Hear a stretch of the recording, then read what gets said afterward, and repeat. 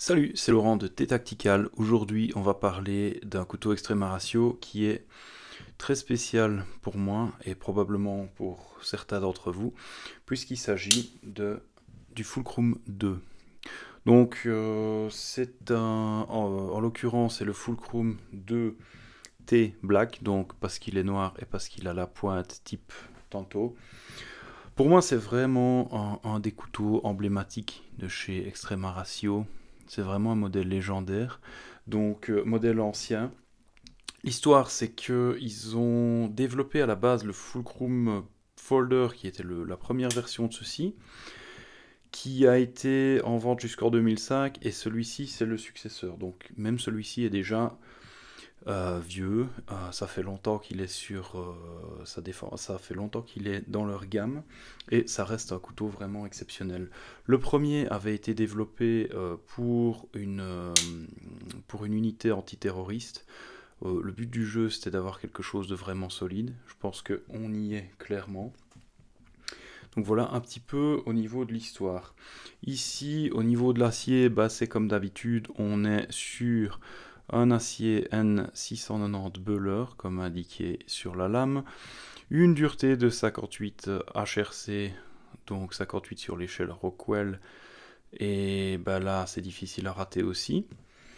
On a donc une lame de type Tanto, donc avec leur profil, ça c'est vraiment pour moi un profil typique Extrema Ratio, donc vraiment une très jolie lame, je trouve.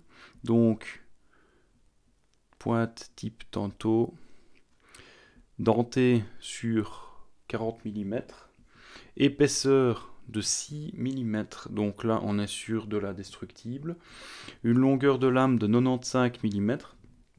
Ici vous pouvez voir le petit creux texturé pour poser le pouce, ça se met parfaitement.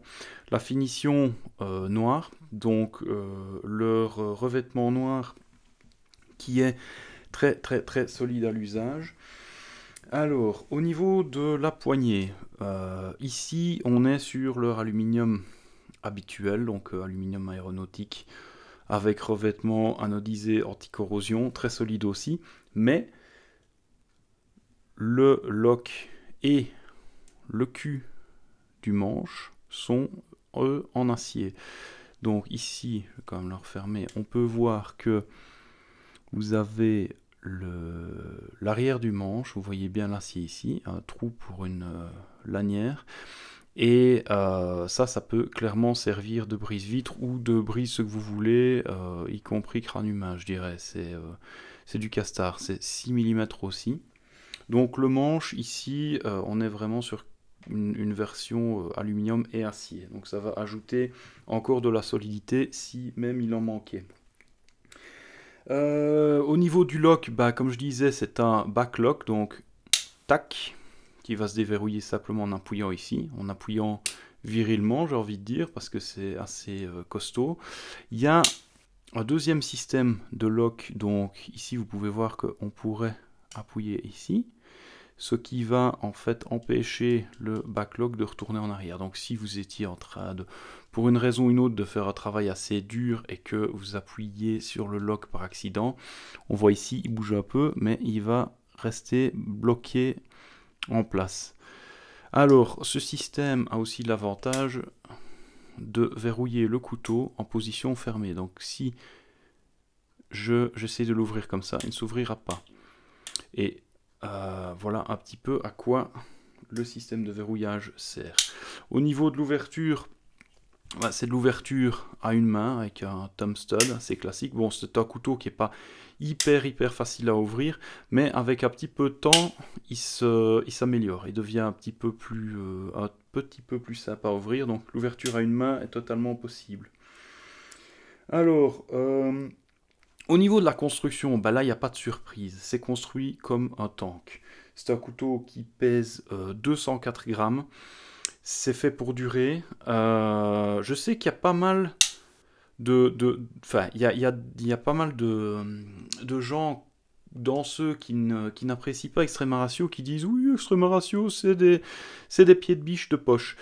À ces gens-là, je vais simplement répondre un truc. Oui, ceci a été prévu pour être à pied de biche de poche. Le but du jeu, c'est que ce couteau puisse servir, entre autres, d'outil d'effraction. Donc, ça veut dire simplement s'en servir dans une porte, par exemple, pour aller faire levier. Et quand vous avez un barreau de plus de 6 mm d'épaisseur, je pense qu'on est à un quart de pouce, donc 6,3, un truc comme ça, bah, il y a de quoi appliquer déjà de la pression.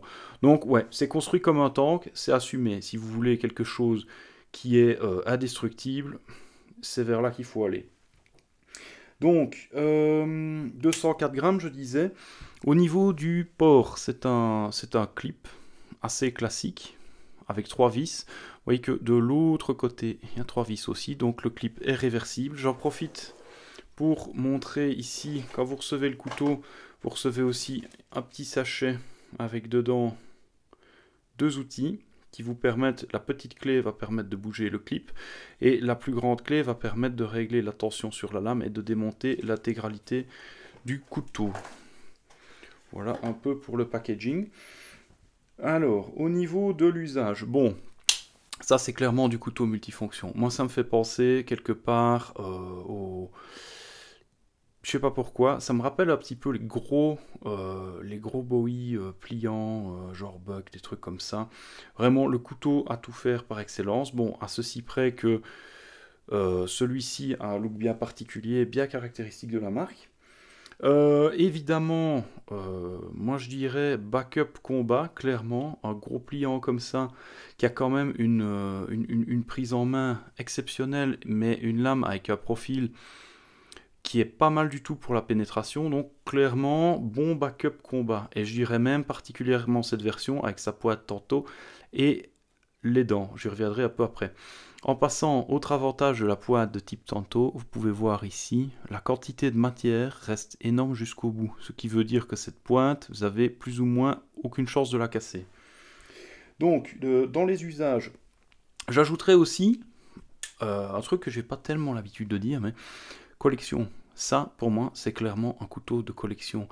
C'est la production d'Extrema Ratio dans ce qu'elle a de plus classique à mon avis, avec peut-être 2 ou 3 autres modèles. Et c'est un couteau qui va durer dans le temps et qui est un très bon couteau de collection. C'est aussi ce que j'appellerais un couteau de grand-père. C'est-à-dire que, à mon avis, je pourrais utiliser ce couteau pour faire un petit peu tout ce qui me passe par la tête pendant les 40 ans qui viennent ou plus. Et le jour où j'ai un petit-fils, je pourrais lui filer ce couteau qui serait probablement griffé de partout, mais qui serait toujours fonctionnel. Il suffirait de lui remettre un petit coup d'aiguisage et voilà. Donc c'est ça que j'appelle un couteau de grand-père. C'est vraiment un truc qui va traverser les époques. Je pense qu'un tank comme ça, ça tiendra très très bien dans le temps et on le voit. J'ai des copains qui en ont, qui se reconnaîtront, qui en ont, qui reviennent d'Afghanistan, ce genre de choses. Ce couteau tient magnifiquement bien dans le temps. C'est pas pour rien qu'il est toujours en vente, c'est un design éprouvé. Donc c'est vraiment une pièce, moi personnellement, que j'adore. Alors, au niveau de la prise en main, c'est là aussi que c'est super. Prise en main, marteau, rien à dire, excellent. Évidemment, la classique dépression ici, pour les doigts, accompagné d'une bonne grosse garde bien virile, donc aucune chance de glisser quoi que vous fassiez avec. Ensuite, pour la prise sabre, que j'adore, bah, là vous avez vraiment le point d'appui texturé qui est magnifiquement positionné, qui va vraiment vous permettre une prise optimale et donc une bonne mobilité quand vous manipulez le couteau. Mais aussi la classique prise pique à glace qui bénéficie aussi de la garde. Et surtout, et c'est là que ça devient pour moi beaucoup plus rare à trouver, ce couteau est utilisable très efficacement dans une prise type reverse grip, donc reverse edge. Ce qui veut dire que si même je le tiens comme ça, donc pour certains styles type libré ou autre, où on va aller tirer et couper en tirant, ici, et évidemment perforé, vous avez un super appui pour le pouce, vous avez une super énorme garde qui va vraiment, hop, je vais essayer de montrer ça, qui va complètement vous empêcher de glisser avec votre main, et tout en ayant le tranchant du bon côté pour avoir énormément de puissance dans la traction, vraiment dans des mouvements d'arrachage. Donc à ce niveau-là, je dois dire que l'ergonomie, il a l'air vif comme ça, mais tous les angles sont bien repris, bien adoucis. Donc la prise en main, elle est vraiment top, et surtout, elle est vraiment top, quelle que soit la façon de prendre le couteau en main. Et ça, pour moi, c'est vraiment quelque chose d'assez rare à trouver et qui vaut la peine d'être souligné. Alors au niveau du prix, bah, là on est sur du classique Extrema Ratio aussi, donc 378 € pour cette version-ci, qui est donc, sans surprise, noire et pointe type Tanto avec les dents. Ce couteau est aussi disponible donc en finition désert et en drop point. À savoir que la version drop point, donc elle est arrondie ici et elle n'a pas les dents. Donc voilà les 4 versions disponibles. En description, je vais rajouter le lien aussi pour trouver ce couteau directement chez Extrema Ratio. Comme d'habitude, vous pouvez profiter de ma promo, c'est-à-dire quand vous commandez directement chez eux, vous bénéficiez d'un aiguiseur au diamant gratuit et d'une gravure au laser gratuite sur la lame. Ce qui veut dire en l'occurrence ici qu'ils vont très probablement virer ça et faire votre gravure à la place. Donc voilà, n'hésitez pas à me faire savoir en commentaire si vous aimez ce couteau autant que moi. Et d'ici à la prochaine fois, je vous dis à bientôt. Ciao ciao!